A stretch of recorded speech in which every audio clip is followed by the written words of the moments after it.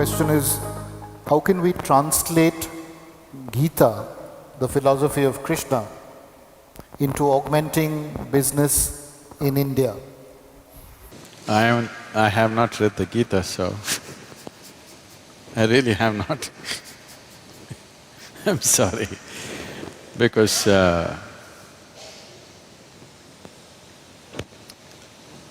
for me, my own vision has never failed me. So I always kept away from all scriptures because I didn't want to clutter myself with something or the other. The only thing that I learnt and I continue to do is, if I look at something, if I look at a person, I know their past, present and future. That is the level of attention I'm paying to them. I don't look at like this. When I look at it completely, with all that I have. If you pay enough attention, there is nothing that will not yield. So I never had any reason or need to go looking for scriptures or something. With all respect and regard for them, it is not that I'm averse to it, it's just that I've not had the time. How this whole process started is, when I was very young, I realized that I just don't know anything.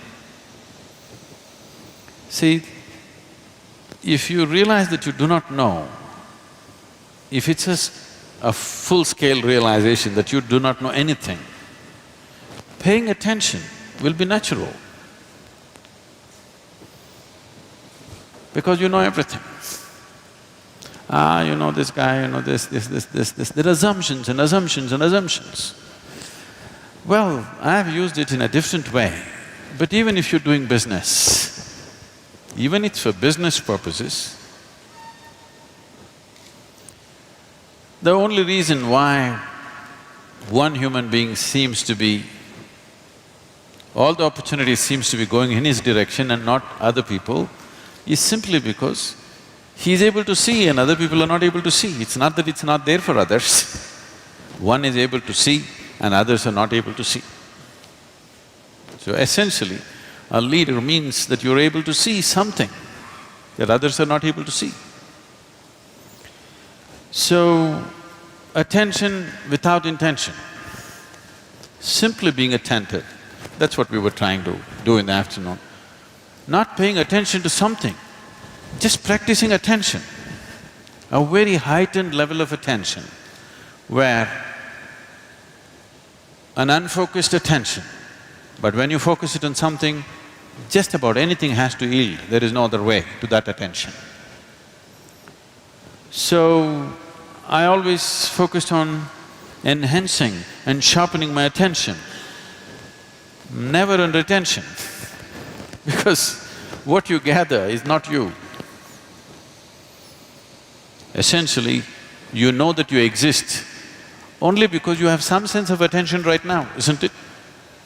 Suppose you fall asleep and you lose your attention, you do not even know that you exist.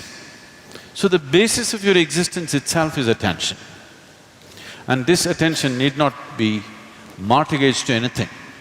You just have to sharpen the attention. See, if you have a knife in your hands, there is no such thing that you have to cut only apples with this. If you have a sharp enough knife, you could cut anything that you want. But the important thing is the knife is sharp enough, so that your attention is keen enough, not for something or the other. If your attention has become very keen, if you wish to do a certain type of activity, you can successfully do it. I think I must say something about my own enterprises at one time. My enterprise started when I was 8 years of age. Because of a strange kind of pride in me, I never ever took a single rupee as a pocket money from my parents. I started making money when I was 6, 7 years of age. By 8, I was quite an accomplished entrepreneur. Simple things. Even today I'm known in Mysore because I caught snakes in everybody's houses. If I caught a snake, they gave me 25 rupees. In 1960s, 25 rupees is $1 million for a 7-year-old, 8-year-old kid. I was just on top of the world. So there is a food research institute, CFTRI. Every Saturday afternoon I went there, I caught 4-5 snakes. They measured it. I have to show it to like this. If it's over 3 feet, I get 50 rupees. Less than 3 feet, I get 25 rupees. On an afternoon, I would make 100, 150 rupees. I don't know if you can imagine, 150 rupees for an 8-10-year-old kid in 1960s or 70s was like $1 million today. It was big. And I went to so many things, just about anything that came my way. I should tell you a little enterprise that I did which grew into a big business. After my university, where I learned nothing,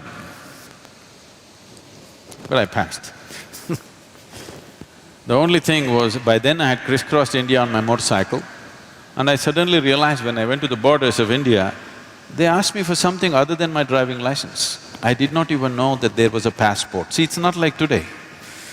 Today every child, maybe 3-year-old, 4-year-old kid knows he has to have a passport. I'm in my 20s, but I do not know that I need a passport. I went to the border and then they said, "Where is your passport?" I said, "What?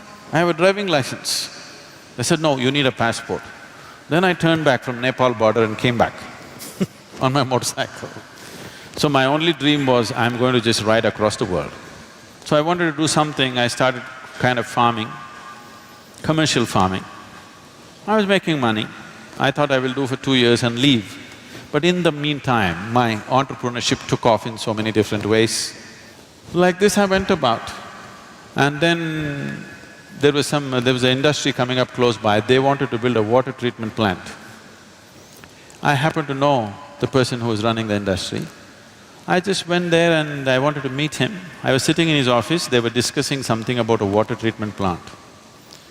I just heard this and they were looking at the drawings and stuff. Then I asked him, "Can I apply? Can I do this? Because it is close to my farm, can I do this?"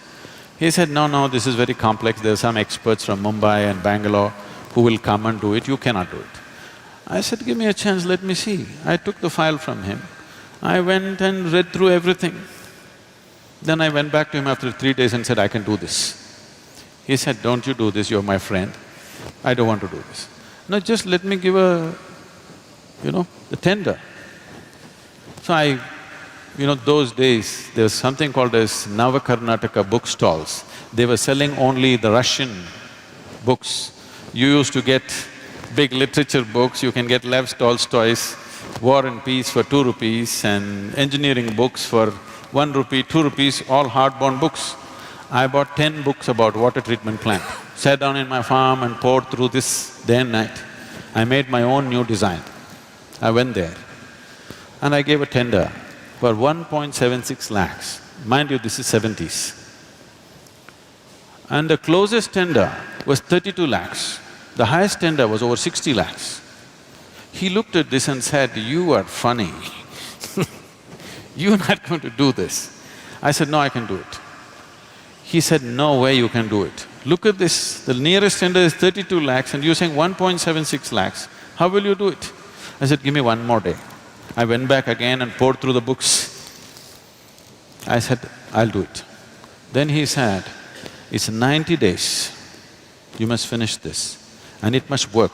If it doesn't work, at your own cost, you must remove it, clean the site and go, and I will not give you a rupee of advance." I again went and poured through the books. I said, "I can do it." I completed this in a little over 70 days. I did this in 90,000+ rupees. In one shot, I made 80,000 rupees, just like that. People thought this is a hit. There my construction industry started.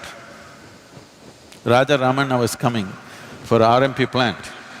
He's just coming in a helicopter to see where the site is. There is no anybody there. I just went and met this engineer, he said he was breaking his head, "I don't know what to do, I have to mark the site." I said, "I've got pegs and white cloth. I will just go and mark the site for you." I marked it, they paid me 38,000 rupees for a 15-minute job. I went on my motorcycle and just fixed it myself.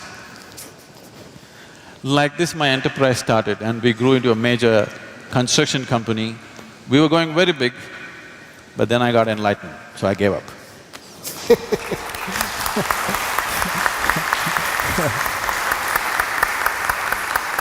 Thank you Sadhguru for sharing that story. Thank you, Professor. We kind of absolutely run out of time, otherwise we could have continued for another half an hour at least. Thank you for being an attentive audience.